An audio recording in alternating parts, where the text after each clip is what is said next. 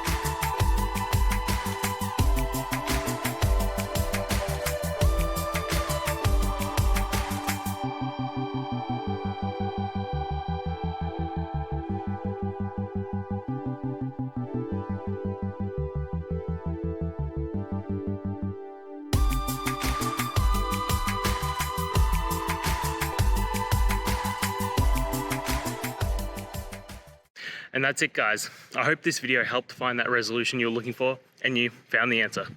Guys, please hit subscribe if it helped, and I'd really appreciate it.